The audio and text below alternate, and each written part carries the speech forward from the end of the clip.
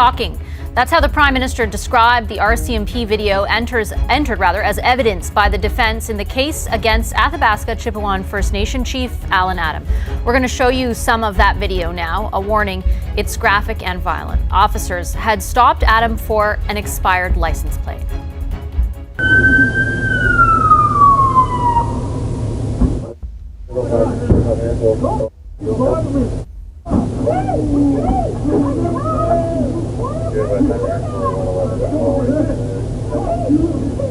As you can see, as you just saw in that tape, one Wood Buffalo RCMP officer approached the group while a second officer arrives and tackles Chief Adam down to the ground.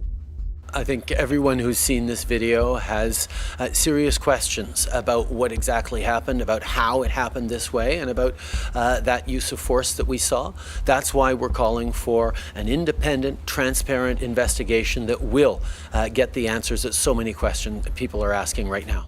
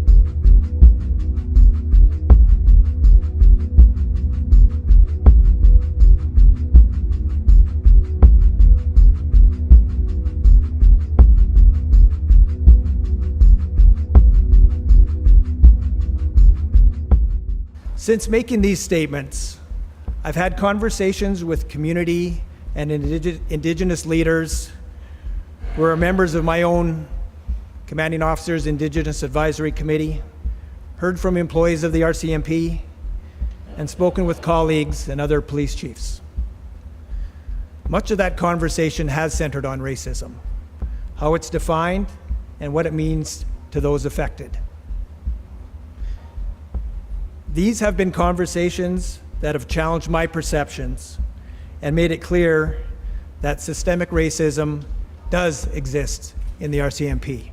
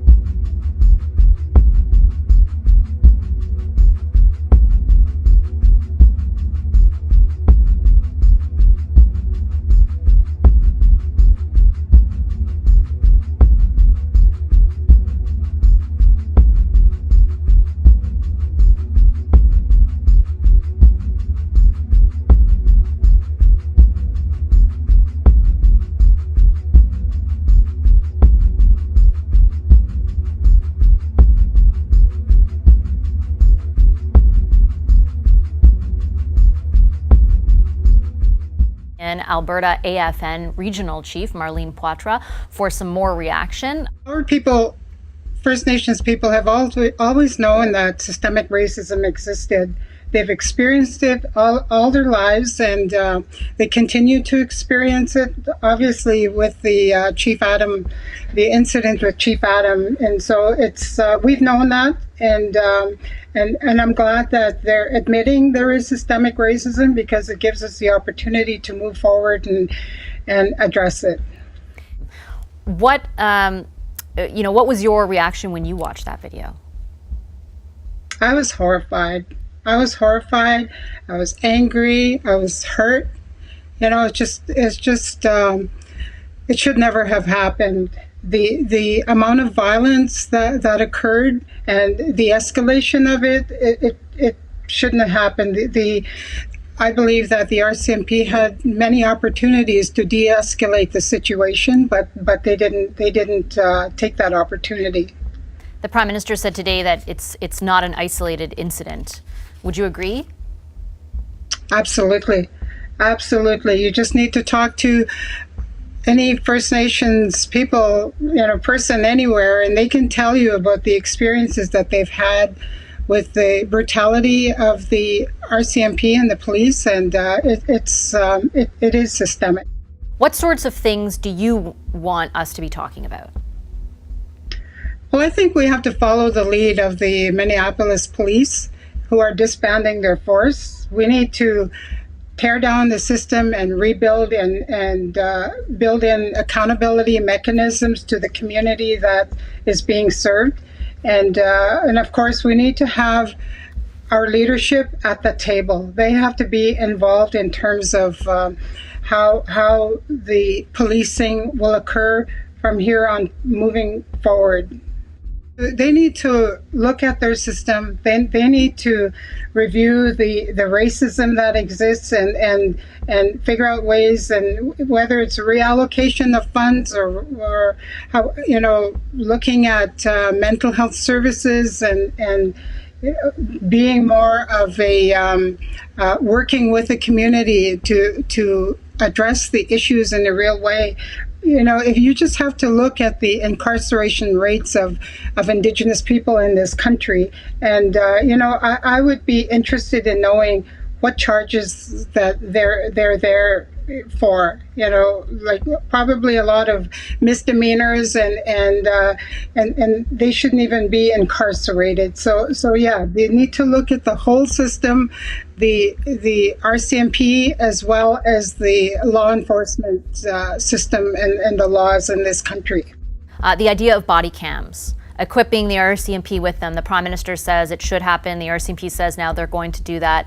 I know obviously there's a whole host of other reforms that you're just discussing that are really important. Do you think this is part of that? Do you think it would help? I think it would help, but I know that in some instances, from what I've read, that police would turn off their cameras and when situations are escalating or when they're involved. And I think that there needs to be stringent laws around that, so that they will not be able to do that. And I think that will help, but that's only one part of the solution.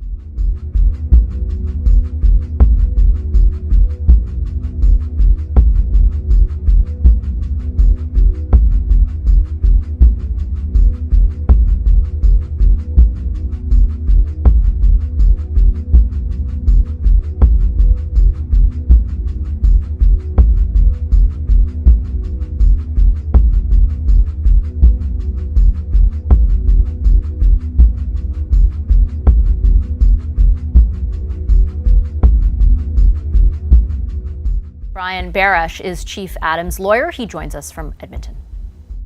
I want to start off and actually just ask about the well-being of your client. How is Chief Adam as this video becomes so incredibly public? He's been fairly traumatized by this event. He does not want to speak publicly about it. Frankly, he would prefer to be leading his community and dealing with COVID and other issues, and not this. Why did you and him as well, but why did you both think it was important that the full video be available for the public to see?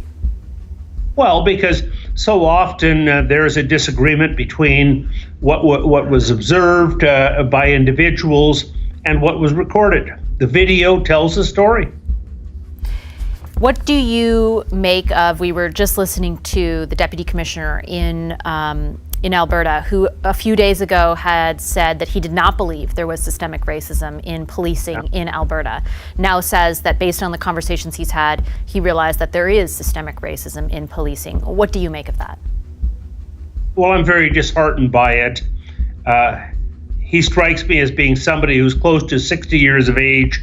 If it took him the last week to realize this, it's quite disheartening. Anybody who's worked in this province, as I have, for several decades, knows it exists. So I'm not heartened by his recent revelation. I would be more heartened by a suspension of the officers involved, an investigation by a group independent of ACERT. I would be more impressed with action, not words.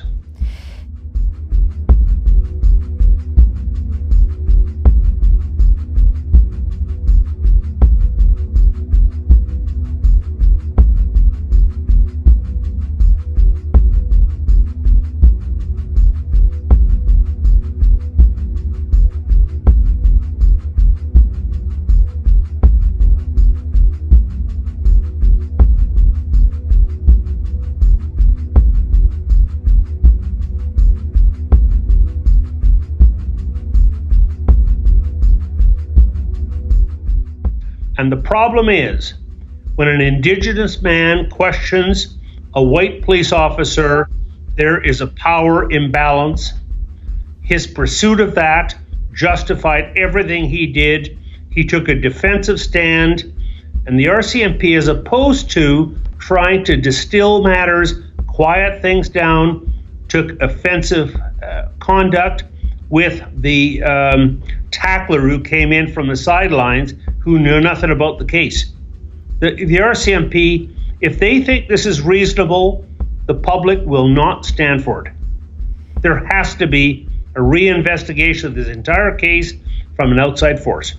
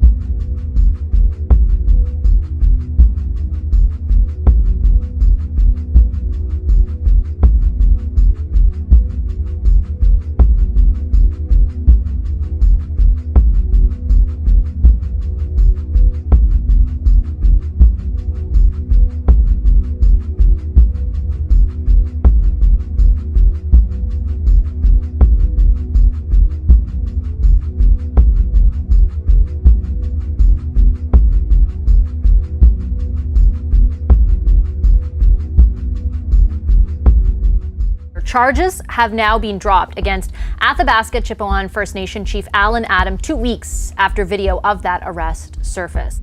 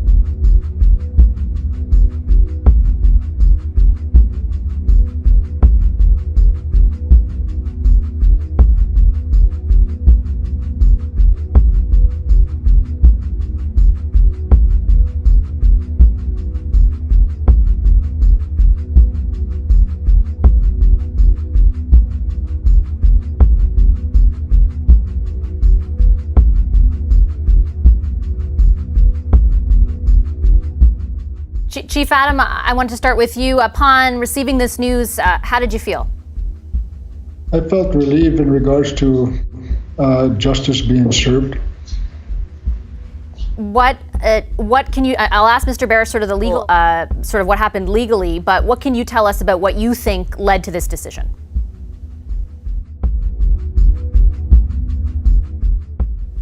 I think that the prosecution reviewed the videotape, which was the largest piece of evidence in our support, and found that there was not a reasonable likelihood of conviction, and that potentially maybe the wrong person was charged. Chief Adam, do you think this would have happened if the video had not publicly been released?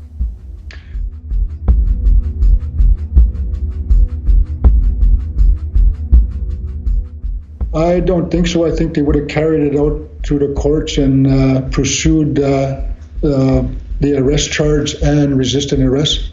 And what does that say to you? It says to me that there is a systemic racism problem within the RCMP based on the fact that no matter who you are and who you represent, your skin color determines their actions about how they're going to conduct their policing towards you.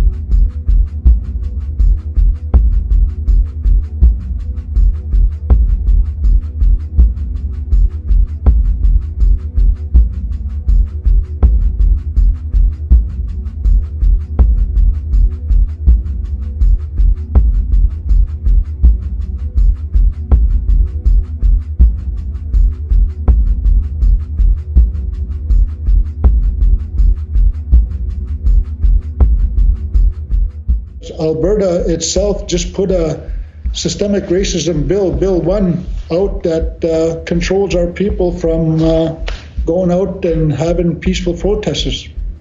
That is a racist bill altogether, and that is above systemic racism because it comes from one of the head officials within this great country we call Canada, and it just happens to be the home province of where I live, and that's Alberta. And that shouldn't be tolerated within this day and age, and that has to stop. Those kind of behaviors only give more authority to law officials, and it just continues on to systemic racism even further.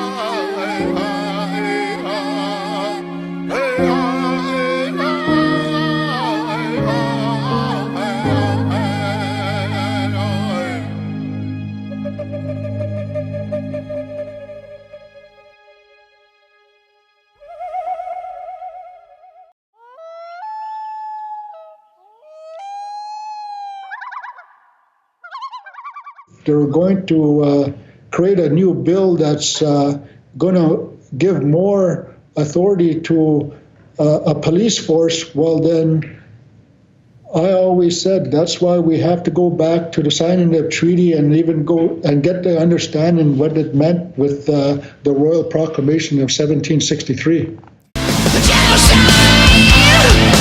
Genocide! Genocide!